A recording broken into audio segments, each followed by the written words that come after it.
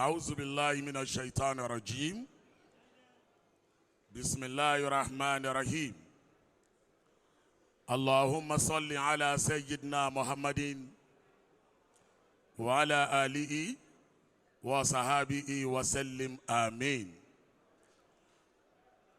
ọlọ́lá wa ọba ìlú Ìlọrin ṣéhù wallahu yasimuka minan nas la takafu daraka wala taksha wala hawla wala quwwata illa billahi al-aliyyil azim. ọpẹ́ ńlá la dá fún Ọlọ́run ọba tó mú wa rí ọjọ́ ìní.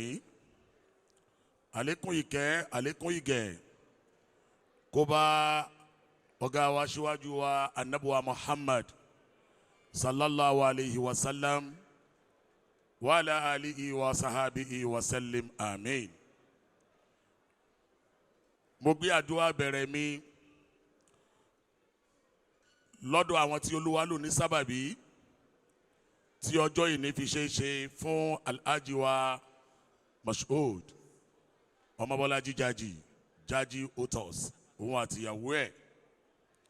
àwọn tí Olúwa lò ní sábàbí tọ́jọ́ ìní fi ṣe é ṣe, mo gbé látòrí bàbá ọkọ àgbà, àwọn náà ni bàbá ọkọ, àwọn náà ni bàbá ìyàwó, bàbá wa ẹni ọlá ẹni ọwọ̀ Alhaj Engineer Tajudeen Elekuru. Olúwa wọlá títóbi Ọlọ́run wọlá agbára ẹ̀. bólúwa bá kọ kádàrá pé báyìí ni nǹkan ó ṣe rí, ènìyàn lÓlúwa máa ń lò láti ṣe sábàbí ẹ̀. Ọlọ́run wọlá pé ọdún 2024 tá ń bẹ́ẹ̀ yìí, àtèmi àtẹ̀yìn àtọkọ ìyàwó àtìyàwó tèmi àjọ wà lárafa ọdún yìí ni. àárín ẹ̀yà àtọ́lọ́run kọ́lọ́májò ó dàrú láéláé. bàbá wa Engineer Tajudeen Elekuru, ẹ̀mí gígùn àlàáfíà kí Olúwa bá mi yọ̀ǹda rẹ̀ fún yín. bẹ̀rẹ̀ látòrí yín àti gbogbo àwọn bàbá wa tí wọ́n jókòó sọ́dọ̀ yín níbẹ̀ yẹn, kí Olúwa wọlá títóbi Ọlọ́run wọlá agbára ẹ̀. ẹ ní máa padà sí aburú o. ẹ dúró ti ọmọ ọlọ́mọ, ẹ jẹ́ káṣírí rẹ̀ tú. ẹ lo gbogbo tọ́lọ̀ ń fún yín, iyì àti àrísìkí tọ́lọ̀ ń fún yín láti fi daṣọ àpọ́nlé bò. gbogbo tó jáde lọ́mọ lára yín, ẹ ní gba lẹ́tà ìbànújẹ́ lórí wọn.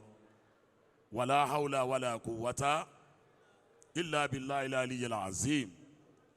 Ọlọ́run wa bá mi jogún ẹ̀mí gígùn àtàlàáfíà fún yín. èmi àti wọn a jọ ń sọ̀rọ̀ lánàá ní Abuja airport. àwa ń sọ̀rọ̀ ẹrú Ọlọ́run kan tó sílé tọ́lọ́run lọ. kọ́lọ́n wọlá bẹ́ẹ̀ wọlá bá ṣe tó rántí ẹni yẹn náà, kọ́lọ́n jẹ́ kí ó bá wa foríjìn, kó bá wa gẹ̀ẹ́. mo wá gbàdúrà látòrí yín bákan náà bá wa kábíyèsí. ààrẹ yẹn àtọ́lọ́hùn ní dàrú o, ààrẹ yẹn àtọ́lọ́hùn ní dàrú o. nígbà tí mo ní kábíyèsí, ẹ wá ní kò sí kábíyèsí kan àfọlọ́hùn. bẹ́ẹ̀ ṣe wà lórí ìjókòó yìí tó ló wá ṣe yín láláṣẹ, wọn àgbùdọ̀ sọ fúnru yín pé kábíyèsí o, ẹ ju ànábùwà Muhammad lọ o. kẹ́ ẹ má ti bẹ́ bọ́ síta, kẹ́ ẹ má ti sọ̀rọ̀ pé ẹ má bà tèmi jẹ́ mórí ìtẹ́. ààrẹ yẹn àtọ́lọ́hùn ní dàrú ọlá títóbi Ọlọ́run ọlá agbára ẹ̀.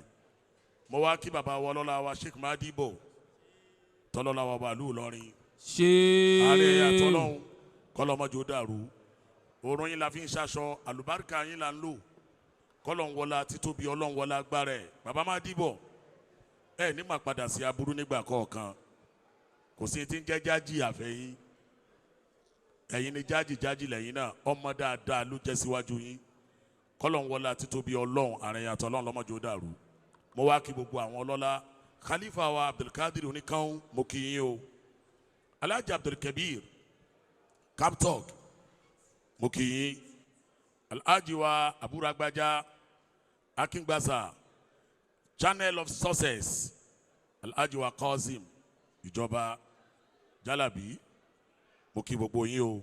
AMU Motors látàbújá, gbogbo yín ni mo kí.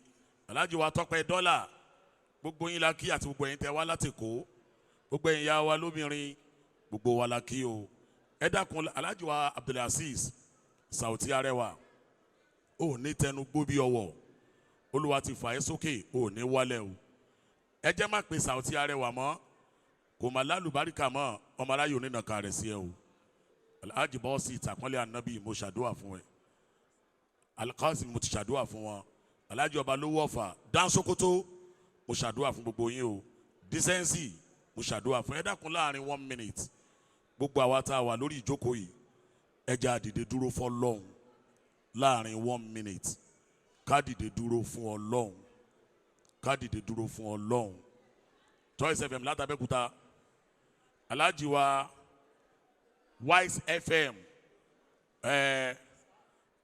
mo kí yín púpọ̀ alhaji wa Lukman alhaji wa Isahak Kokuma ọmọ ìyá alufulani lọmọ ìyá ẹ Wise FM olùwàjọ babalámúnigun akíngbàsá mo ti ṣàdúrà fún wọn bisimilahi rahman rahim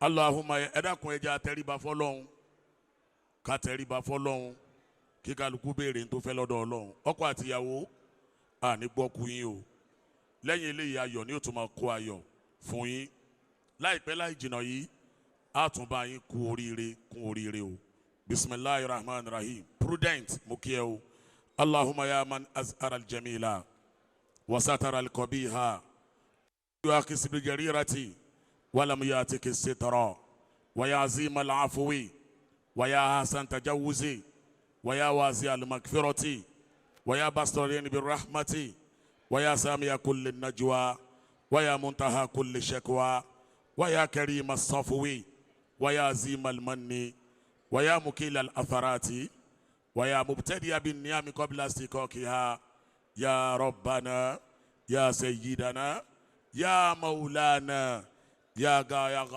رغبتنا نسألك أن لا تشوي خلقتنا ببلاء الدنيا ولا بعذاب النار الفاتحة بسم الله الرحمن الرحيم الحمد لله رب العالمين الرحمن الرحيم مالك يوم الدين إياك نعبد وإياك نستعين اهدنا الصراط المستقيم صراط الذين أنعمت عليهم غير المغضوب عليهم ولا الضالين آمين ṣíwájú ká tó jókòó ẹni tó wà lẹ́gbẹ̀ẹ́ rẹ̀ gbà lọ́wọ́ mú sọ pé mo rí ẹ lọ́dún yìí màá rí ẹ lẹ́ẹ̀mí mo rí ẹ lọ́dún yìí màá rí ẹ lẹ́ẹ̀mí mo rí ẹ lọ́dún yìí màá rí ẹ lẹ́ẹ̀mí mo rí ẹ lọ́dún yìí màá rí ẹ lẹ́ẹ̀mí sallu ala nabiyil karim. sallallahu alayhi wa sallam. ẹ bá mi yọ̀bọ̀ anabi wa Muhammad. àwọn tó yọ̀bọ̀ anabi ò síbi ni ẹ yọ̀bọ̀ anabi. Ọlọ́run jẹ́ ká rí bàbá wa Alifulani pẹ́. a ó mọ̀ rí yín bá inshallah bi kudratillahi ta'ala.